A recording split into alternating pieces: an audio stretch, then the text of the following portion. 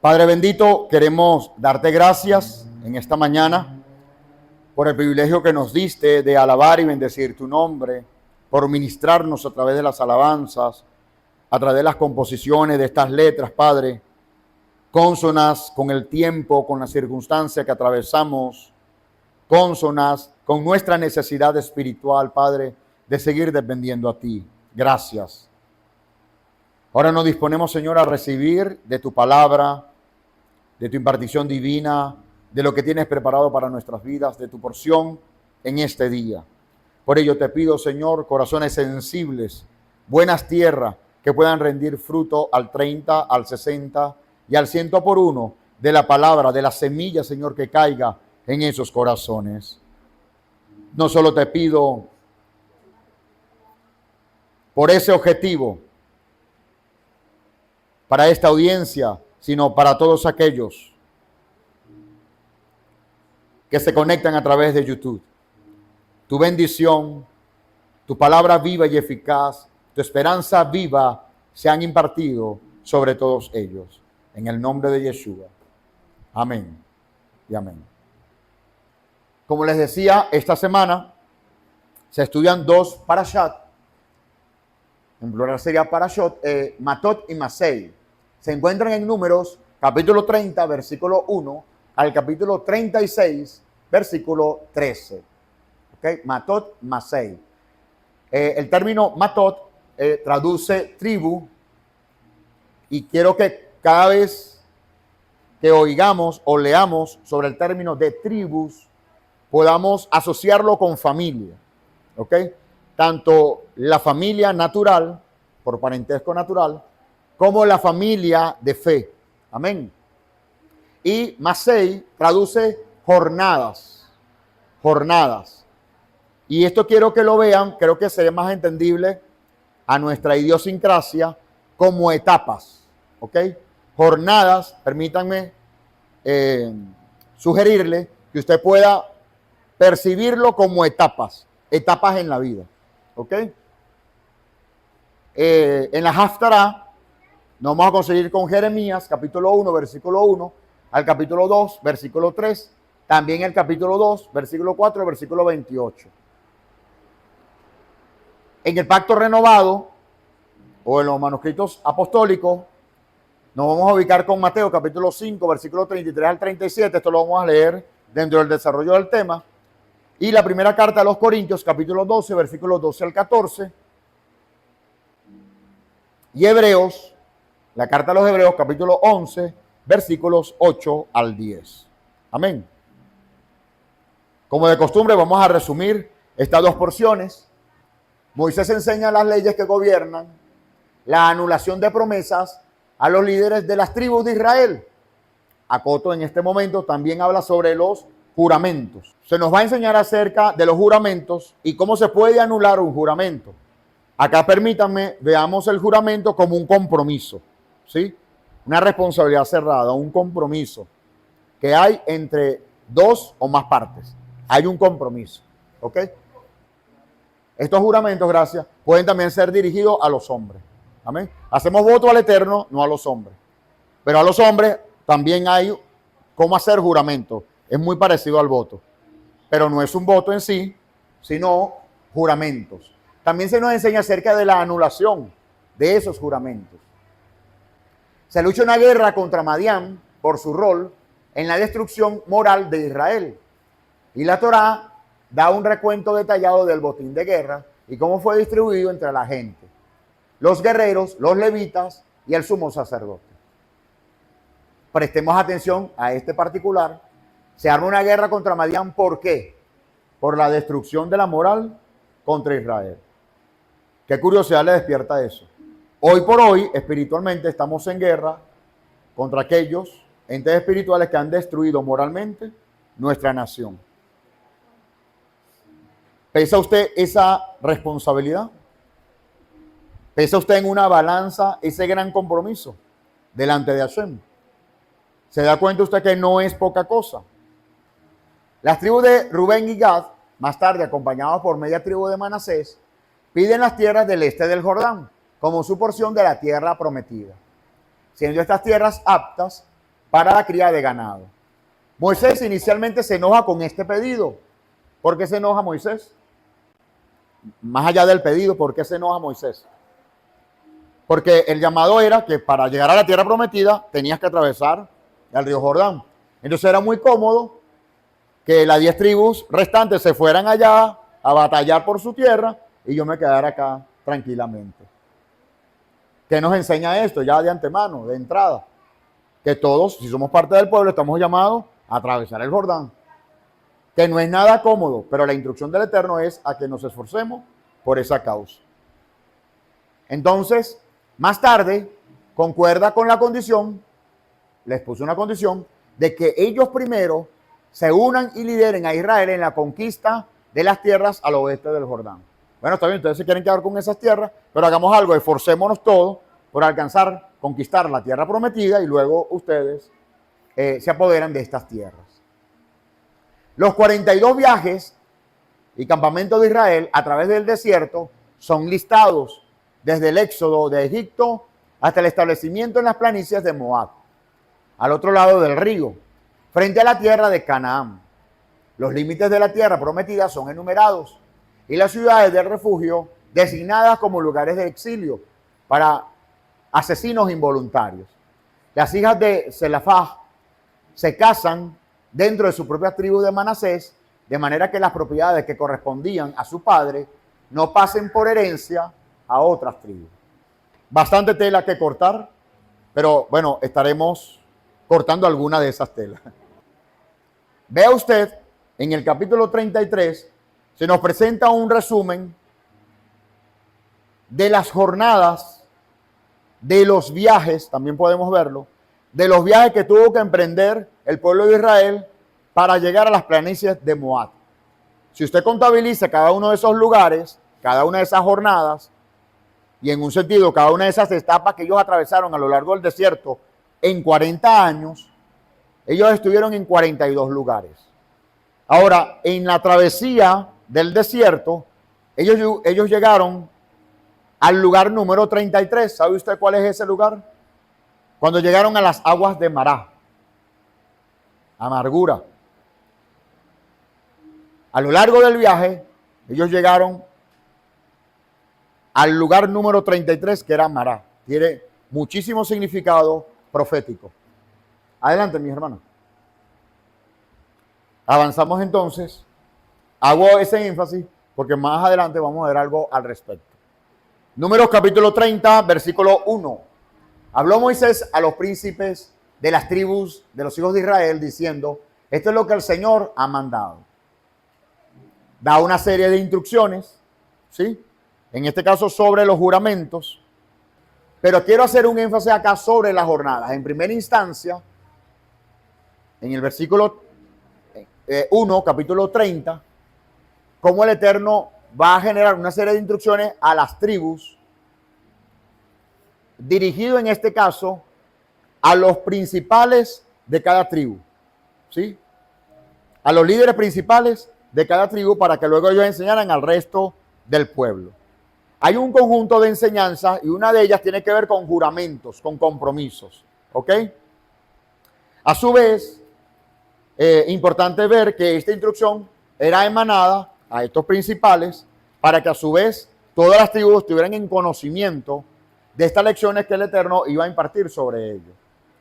Al respecto de esto, ¿qué aprendemos?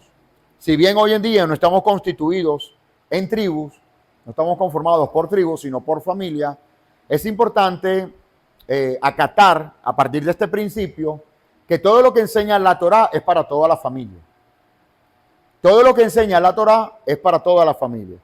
Y particularmente cuando acá se señala a los príncipes de las tribus de los hijos de Israel con una serie de lecciones, esas más que nada están dirigidas para la familia. Y es responsabilidad de nosotros los padres impartirlas sobre los hijos. ¿Sí? Que los principios de casa se fijen por estándar en función a lo que el Eterno enseña en la Torá. Avanzo al versículo 33, al capítulo 33, versículo 1, que es donde se encuentra la siguiente parashat. Y nos ubicamos con el siguiente texto. Dice, estas son las jornadas de los hijos de Israel que salieron de la tierra de Egipto, según el orden de sus ejércitos, bajo el mando de Moisés y Aarón. Este término de jornadas proviene del hebreo matot, que significa tribus, y viene de la raíz que significa ramas. Simboliza a cada creyente que, aunque único, es parte de un cuerpo mayor trabajando juntos bajo la guía del Eterno. Este término enseña la importancia de la responsabilidad colectiva y el apoyo mutuo. Matot, que significa tribus, ¿ok? Mientras que Masei significa jornadas y apunta al carácter dinámico de la vida espiritual con un viaje continuo, representando las diversas etapas y desafíos que se enfrentan los creyentes. Entonces, a propósito del capítulo 33, yo quiero sugerirle, cuando por un momento usted necesita orientación en su vida para saber en qué etapa se encuentra, en qué proceso el Eterno le tiene, una forma de vislumbrarlo es a partir del capítulo 33 de Números. Usted va viendo todos los lugares que alcanzaron en su recorrido al pueblo de Israel y va traduciendo el significado del nombre de cada uno de esos lugares, y puede que usted tenga un acercamiento, un punto de referencia para saber dónde se encuentra usted. Porque lo poderoso de esto es que esta historia en el nivel Sot, ¿sí?, en el nivel más profundo que se encuentra oculto, una verdad, revela las etapas en las que el pueblo de Israel se puede encontrar, revela la etapa en la que el ser humano y el creyente, el Hijo de Dios, puede encontrarse. Atentos con este detalle. Porque a partir de identificar o tener la referencia de dónde me ubico, pudiera comprender a dónde me dirijo. Nadie va a saber hacia dónde se va a dirigir si no parte del hecho de conocer dónde se encuentra. ¿Cierto? Es una lógica. No hay nada profundo en esto. Entonces, esta porción nos ayuda a identificar en qué jornada me encuentro, en qué etapa de mi vida me encuentro y cómo es que debo velar, porque algunos de esos lugares donde ellos se encontraron fueron lugares de importantes hazañas, de eventos relevantes y en algunos casos de grandes desgracias. ¿Ok? Por ejemplo, en esa jornada 33, cuando ellos llegan a las aguas de Mará, amargura, ellos amargaron sus vidas a causa de que no había agua. ¿Sí? Y esa amargura les detonó la transgresión de murmurar en contra del Señor y en contra del liderazgo de Moisés. Debemos aprender a afinar nuestro oído espiritual y nuestra vida espiritual para que en función a la etapa o proceso donde yo me encuentre, yo pueda velar por no ceder a la tentación que esté presente en ese momento. ¿Ok? Porque no en todos los lugares faltó agua. Según las escrituras, fue en Mará, donde, dicho sea de paso, había agua, pero eran aguas amargas, no aptas para el consumo humano. Y de inmediato, cuando se encontraron con estas aguas que no eran aptas, ¿verdad?, para saciar su sed, ¿qué hicieron ellos? Murmuraron. Y muchas veces en nuestras vidas nos encontramos en etapas donde no va a haber la provisión, o donde hay la provisión, pero no es la que satisface mi necesidad. ¿Pueden ver el punto? Muchas veces yo puedo llegar a un lugar sediento y lo primero que necesito es agua. Y puede haber agua, pero si el agua es amarga, no va a poder saciar mi sed. Y en ese tipo de situaciones muchas veces el Eterno expone a su pueblo. Llevarlos a lugares donde no hay provisión, o lugares donde hay una provisión, pero no es la que satisface la necesidad de la gente. Y eso está allí ¿para qué? Porque el Eterno permite esas realidades en esas etapas o jornadas donde el creyente pueda ubicarse en un momento determinado. ¿Para qué? Para entrenar nuestra alma, para sacar de nosotros lo que nos impide verle o confiar en él, ¿sí? Para darnos emuná, fe. para incrementar nuestra esperanza y para sacar de nosotros lo que no es natural en tu alma, ¿sí? Para rectificar tu alma. Entonces, el ser humano, por diseño, es muy sensible para que al momento de ya no estar en confort, quejarse y con ello murmurar, ¿sí?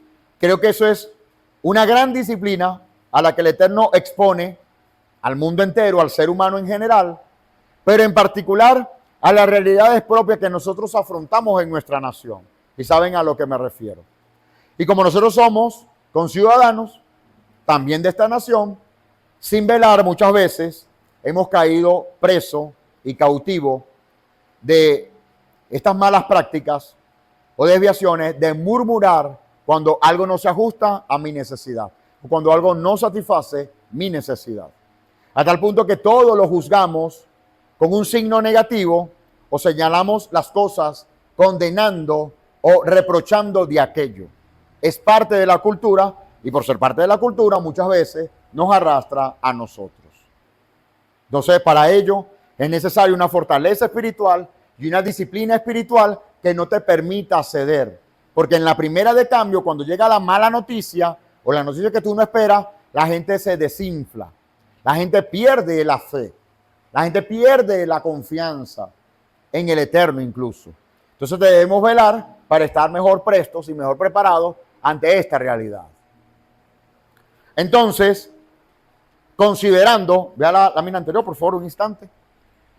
Considerando el significado profético de ambas porciones, donde una está dirigida a las tribus, es decir, a las familias, mientras que la otra hace referencia a la jornada de cada persona y a la jornada de las familias, es importante que comprendamos y recibamos de parte del cielo lo que el Eterno quiere revelar a nuestras vidas en este día. He allí mi especial énfasis, haciendo una referencia sobre los juramentos, pero en este particular quiero irme a los dichos de Yeshua.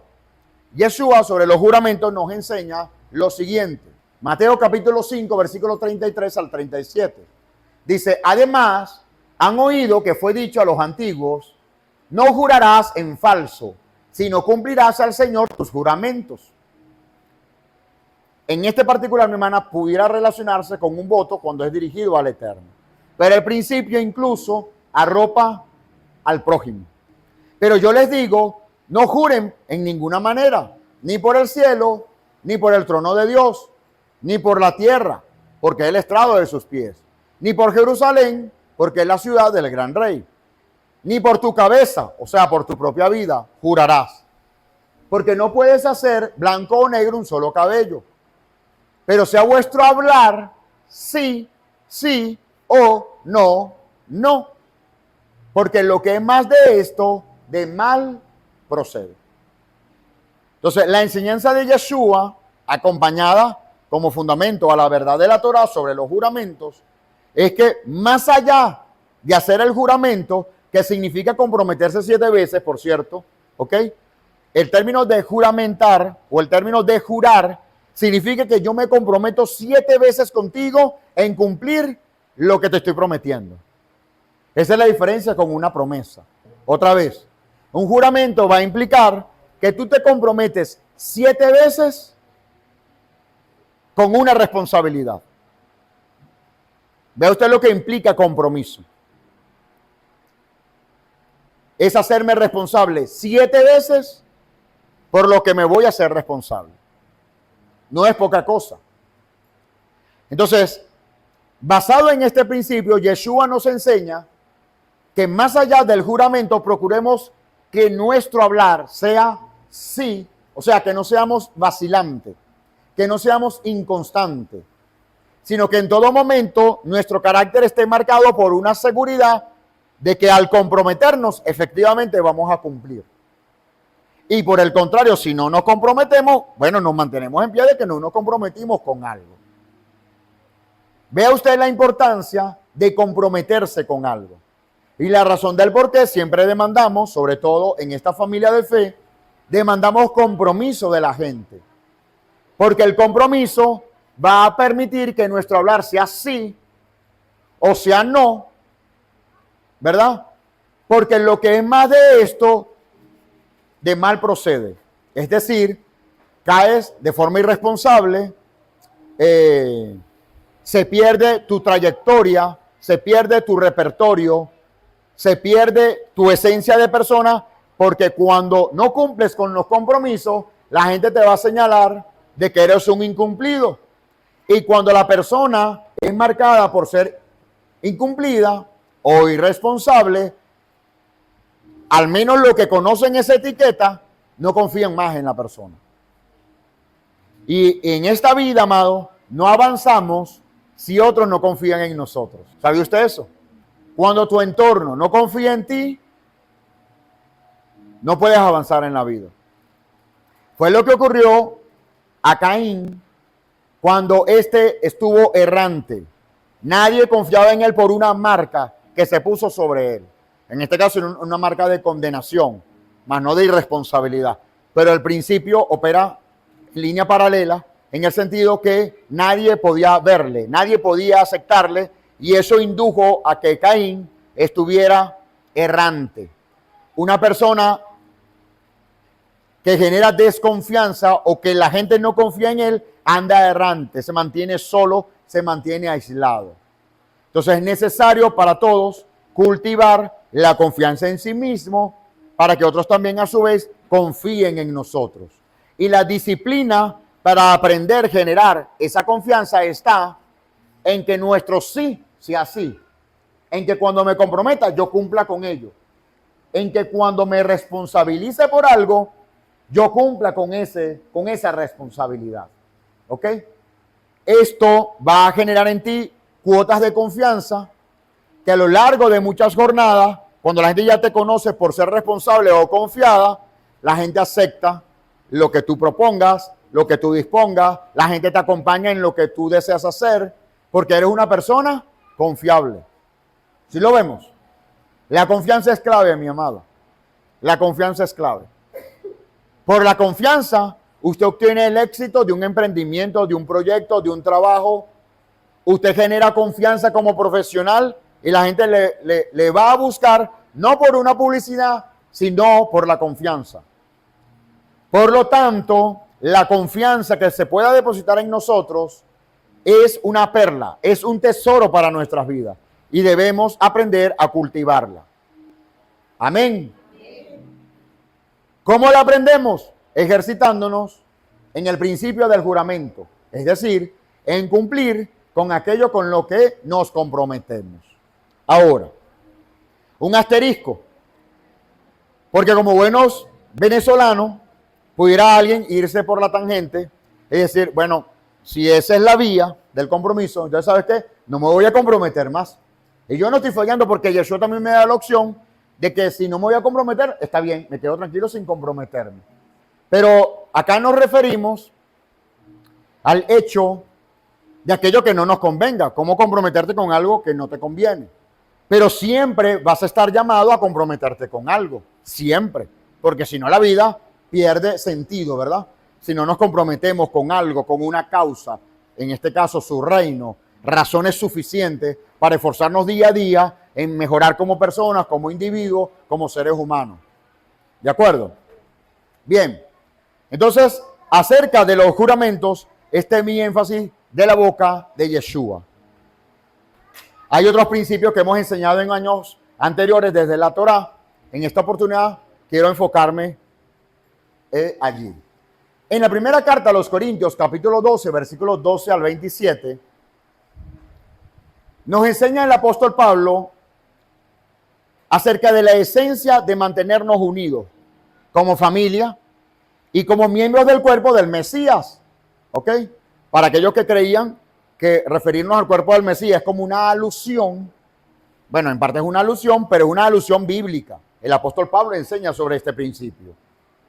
Y es importante cuando ahondamos y escudriñamos en la porción de Matot, tribus, que como tribus, igual a familia, podamos concebirnos como familias en la fe y caminar bajo los principios que el apóstol Pablo enseña para aquellos que son parte del cuerpo del Mesías. Entonces, permítanme acá la lectura. En el versículo 12 al versículo 27 nos enseña el apóstol Pablo lo siguiente. Así como el cuerpo es uno y tiene muchos miembros, pero todos los miembros del cuerpo, siendo muchos, son un solo cuerpo, así también el Mesías. Porque por un solo espíritu fuimos todos bautizados, sumergidos en un cuerpo, tanto judíos como griegos, tanto esclavos como libres, y todo lo que nos dio a beber de un mismo espíritu. Ve acá la importancia de que bebamos de un mismo espíritu. Si los judíos beben de la Torá, ¿qué nos corresponde a nosotros beber? La Torá. La Torá. Un argumento legal desde el punto de vista bíblico, ¿no? Además, el cuerpo no es un solo miembro, sino muchos, ¿cierto? Si yo veo un cuerpo humano, tengo manos, brazos, piernas. Vamos a resumirlo como lo clasifica la biología. Tenemos cabeza, tronco, extremidades superiores, extremidades inferiores. A pesar de ser un solo cuerpo, tiene varios miembros. Y a pesar de ser varios miembros, tiene o está compuesto por un solo cuerpo. Suena elemental, pero hasta esto hay que repasarlo de vez en cuando, ¿sí? Veamos. Por eso no sería del cuerpo. Y si dijera la oreja, porque no soy ojo, no soy del cuerpo, por eso no sería del cuerpo. Si todo el cuerpo fuera el ojo, ¿dónde estaría el oído? Si todo fuera oído, ¿dónde estaría el olfato? Pero ahora Dios ha colocado cada uno de los miembros en el cuerpo como Él quiso. Pues si todos fueran un solo miembro, ¿dónde estaría el cuerpo? Pero ahora son muchos los miembros, aunque el cuerpo es uno solo. Permítame el ejemplo con respecto a nuestra comunidad. Siendo nosotros un cuerpo, cada uno de ustedes forma parte de ese cuerpo, es un miembro de ese cuerpo. No puedo pretender yo que todos ustedes sean un clon de mi persona. Se perdería la esencia. No es lo que está alineado al diseño del Eterno, a la voluntad del Eterno. Entonces, nuestras diferencias valen, ¿sí? Pero una vez más, no podemos irnos al extremo de que en nombre de las diferencias yo hago lo que yo quiera. Somos diferentes, pero apuntando a que todos nos complementamos y a que todos procuramos, ¿verdad?, la unidad en el espíritu y de estar alineado con los principios divinos, ¿cierto? Esa es la esencia. Y eso es lo que debemos procurar y ver en todos. Y esto se hace cuando estimamos y valoramos a todos, a pesar de las diferencias. ¿Ok? Debemos valorarlo porque es parte del cuerpo. Cuando a usted le duele el oído, ¿usted es capaz de cercenar su oído? Obvio que no, ¿verdad? ¿Por qué? Porque le duele. Y naturalmente la respuesta va a ser cubrirse, protegerse, buscar a través de los 5 sentidos cómo ser sano de ese dolor de oído, ¿sí o no? O cualquier parte del cuerpo. Pero no es que las otras partes del cuerpo se desentienden de aquel miembro que está siendo afectado. Esa esencia es la que debe operar en nosotros. Y allí es donde debemos aprender a ser dolientes. Entonces, ¿cuál es la escuela? Cuando venimos de familias insensibles, de familias en disensión, alejadas, donde no se cultivó un acercamiento, un abrazo, va a ser muy difícil para ese tipo de creyentes o para el creyente que tenga ese perfil, que en la casa de Dios, en el cuerpo del Mesías, él opere con esa naturalidad de unión, como le enseña el apóstol Pablo. Entonces acá el llamado es a que como tribus podamos, familias quiero decir, ¿verdad?, podamos recibir la instrucción del cielo para que en todo tiempo nos mantengamos unidos, a pesar de nuestras diferencias. Porque en las diferencias nos complementamos. Y en esas diferencias vamos a tener un llamado delante del Eterno y Él va a obrar en cada una de nuestras vidas conforme a su propósito. Ni el ojo puede decir a la mano, no te necesito, ni tampoco a la cabeza, a los pies, no tengo necesidad de ustedes. Al contrario, los miembros del cuerpo que parecen más débiles, escúchenme, los miembros del cuerpo que parecen más débiles son los más necesarios. ¿Qué hace nuestro juicio humano? Al que es débil no importa, apártalo. Aquí estamos lo que sí estamos fortalecidos, lo que sí tenemos fe, lo que sí estamos seguros. Así sanciona nuestra mente humana. Pero ¿qué nos enseña el apóstol Pablo? ¿Y qué se convierte en una verdad en su reino? Que los más débiles son los más necesarios. Escúchenme, son los más necesarios. Y aquellos miembros del cuerpo que nos parecen menos dignos, los vestimos más dignamente, imagínese usted. Y los que en nosotros son menos decorosos, se tratan con más decoro. Porque los que en nosotros son más decorosos no tienen necesidad. Pero Dios ordenó el cuerpo dando más abundante honor al que menos tenía, para que no haya divisiones en el cuerpo, sino que todos los miembros se preocupen los unos por los otros, de manera que si un miembro padece, todos los miembros se duelen con él. Y si un miembro recibe honra, todos los miembros con él se gozan. Ustedes pues son el cuerpo de Cristo, el cuerpo del Mesías, y miembros cada uno en particular. No hay más nada que explicar, ¿verdad? Suficientemente claro el apóstol Pablo, ¿cierto? Quiero hacer una acotación y permítanme salirme un instante del contexto. Cuando hablamos del cuerpo de Cristo, utilizamos el término Cristo, ¿ok? Que para algunos, ¿verdad? Cuando empezamos a estudiar la perspectiva hebrea, casi que era una palabra vulgar, decir Cristo. No, Cristo es el término para ungido del griego, en otro idioma, ¿ok? Preferimos sustituir Cristo por ungido o por Mesías. Perfecto, ¿sí? Pero si en un momento dado en la lectura aparece Cristo y usted mencionó que no es una grosería, no es una palabra vulgar, ¿ok? Con respecto a la carta a los Hebreos, capítulo 11, versículos 8 al 10, por la fe, Abraham, siendo llamado, obedeció para salir al lugar que había de recibir como herencia. Y salió sin saber a dónde iba. Por la fe, habitó como extranjero en la tierra prometida, como en tierra ajena, habitando en tiendas con Isaac y Jacob, coherederos de la misma promesa. Porque esperaba la ciudad que tiene fundamentos, cuyo arquitecto y constructor es Dios. Mi invitación, mis amados, para todos, es a que esperemos esa ciudad cuyo fundamento y arquitecto constructor es nuestro Padre eterno. Ese es su reino. Esa obra es su reino. Y acá estamos en plena pasantía para ser parte de su reino. Por ello nada es trivial. Todo cuenta y todo es importante. ¿Ok? El anterior, por favor. Otro énfasis con respecto a este texto es que por la fe, escúcheme, por emuná, por la emuná en Abraham, el Eterno lo llamó. No es que lo obtuvo emuná después que el Señor lo llamó, no es lo que dice el texto. Dice, por la emuná, siendo llamado, ¿ves?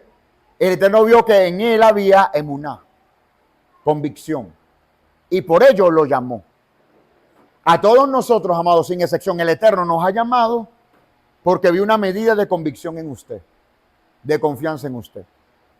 Y eso acciona de inmediato obediencia.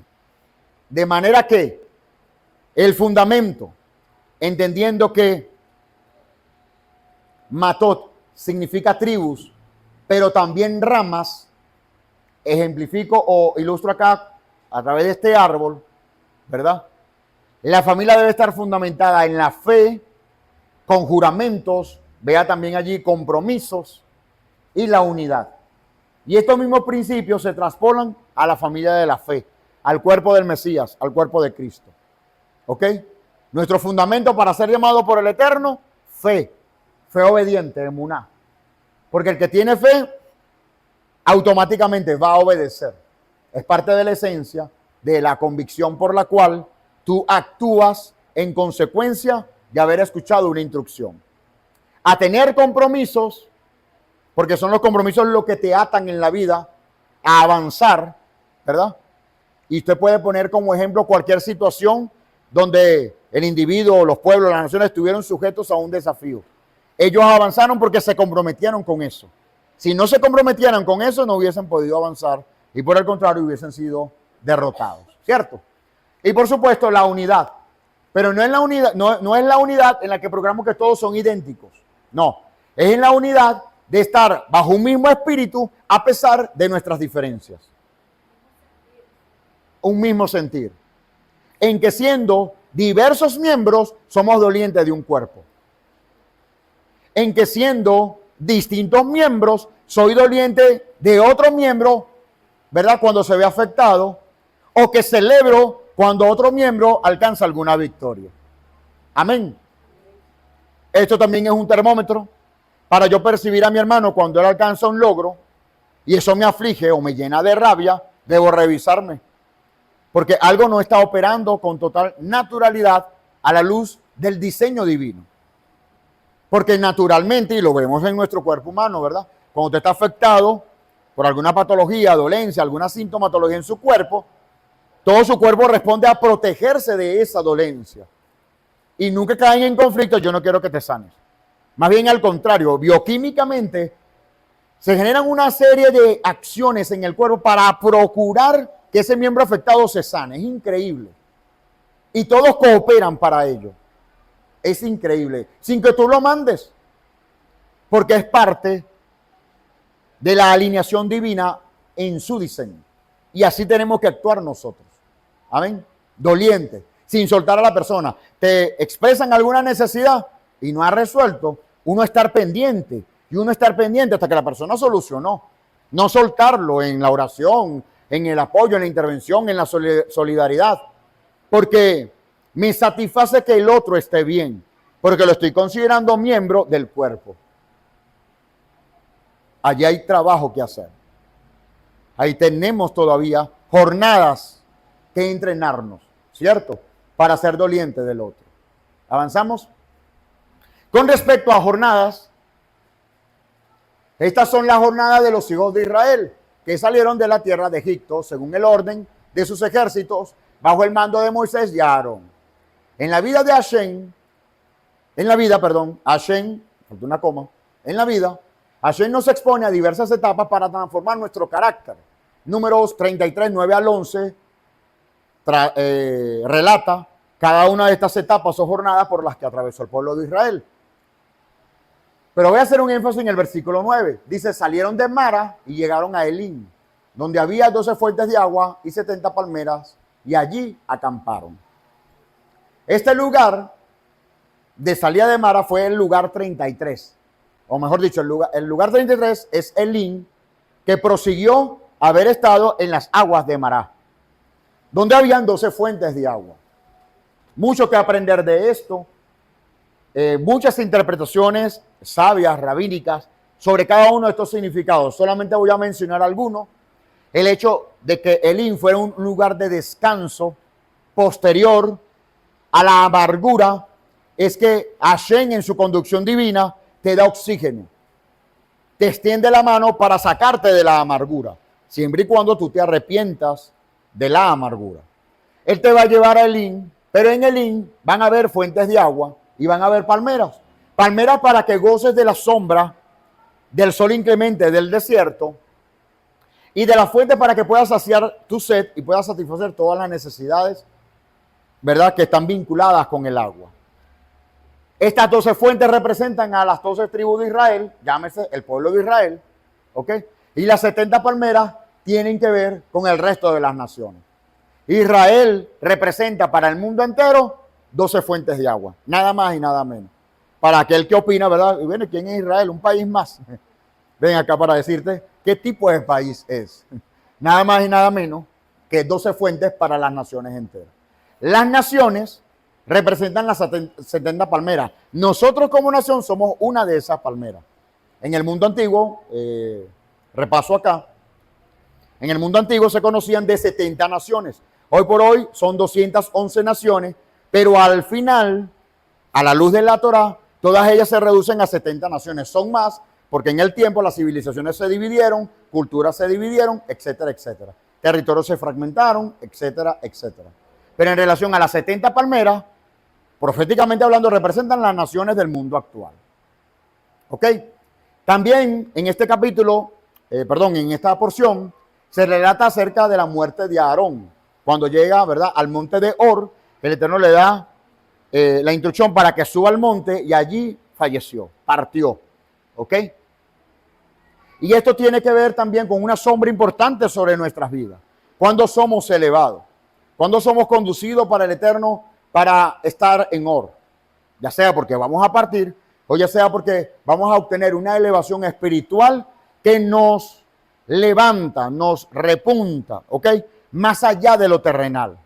Y debemos estar preparados para ello. No podemos estacionarnos solo en un lugar. Estas etapas diversas en la vida son de mucha edificación para la vida del creyente. Y finalmente, cuando se termina el capítulo y pasa al siguiente, empieza el relato de cómo empezaron las reparticiones, cómo iban a empezar las reparticiones de la tierra. Pero para esa repartición existen unas condiciones y con esto culminamos.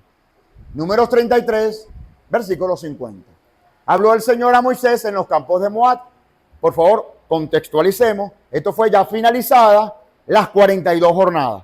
Las 42 etapas que eran necesarias que ellos atravesaran en medio del desierto en el transcurso de 40 años. ¿Ok? ¿Qué ocurrió? Habló el Señor a Moisés en los campos de Moab, junto al Jordán, frente a Jericó, y le dijo: habla a los hijos de Israel y diles, cuando hayan pasado el Jordán y entren en la tierra de Canaán, echarán delante de ustedes a todos los habitantes del país, destruirán todos los ídolos de piedra y todas las imágenes de fundición. ¿Podemos relacionarlo con ciertos eventos? Echarán a los habitantes de la tierra y habitarán en ella, pues yo les he dado para que sea vuestra propiedad. Heredarán la tierra por sorteo. Esto no era una mera suerte, sino que eran sujetos al Urim y Tumim para conocer la voluntad del Señor en cuanto a la designación de esas tierras. Allí la tendrá cada uno por las tribus, por las familias de vuestros padres, heredarán. O sea que acá la promesa de la herencia no es individual, es familiar. Es familiar. Vea usted con qué celo usted debe guardar a la familia. Pero si no echan a los habitantes del país de delante de ustedes, sucederá que lo que de ellos dejen, serán como aguijones a vuestros ojos y como espinas a vuestros costados. Y les afligirán en la tierra sobre la que van a habitar. Además, haré con ustedes como pensaba hacer con ellos. ¿Qué entienden del texto, amados? ¿Qué comprenden del texto? ¿Qué pasa si aún entrando en la tierra, que ya es una promesa, no obedeciéramos al Eterno, echando fuera de nosotros a los habitantes, destruyendo a los ídolos, destruyendo los lugares altos? Esto tiene que ver con altares espirituales y esto es vigente, amado, para nuestros días. Y aquí se está revelando parte de nuestra estrategia a seguir en estos próximos días y hasta en este propio día. ¿Sí lo está viendo? A buen entendedor, pocas palabras. Pero hay un condicionante. Si no echas a los habitantes del país de delante de ustedes, es decir, si tú fueras flexible, si tú permitieras todas aquellas restricciones que el Eterno de antemano te está señalando que hagas, levantarte contra los altares altos, destruir las imágenes, no echarles fuera, no seguir su costumbre, no tener el mismo modo de vida que ellos puedan tener, ¿qué puede pasar? Acá la advertencia. Lo que dejaran de ello será como aguijones a vuestros ojos y como espinas a vuestro costado. Hashem nos guarde, amén. Hashem nos guarde. Porque si esto es así, entonces Él no va a afligir tal cual como afligió a esas naciones paganas. Amén. Muchos en la nación están humillados, pero en corazones que no hayan sido rectificados, cuando todo esto cambie, cuando los tiempos cambien y esas personas estén puestas en lugares de autoridad, si ellos no velaran por sacar todo aquello, ellos corren el riesgo de que hayan aguijones para sus ojos y espinas para sus costados, y que hayan en el mismo estado del cual están señalando hoy en día. Hashem nos guarda, proteja nuestra vida, nuestros corazones.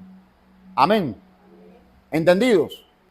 Oremos. Padre eterno, te agradecemos en este día esta disertación de tu palabra. Pido, Padre, que no regrese vacía, antes bien pueda regar cada vida, cada corazón, para que rindan frutos, Padre. Tu palabra no devuelve vacía, así lo declara el profeta Isaías.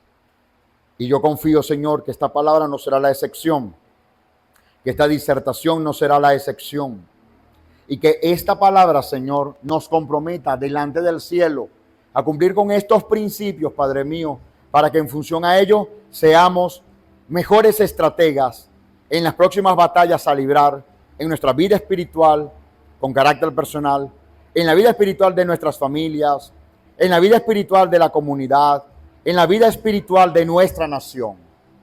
Permítanos, Señor, caminar con todo entendimiento e integridad, para que no haya aguijones contra nuestros ojos, ni espinas contra nuestros costados, Padre.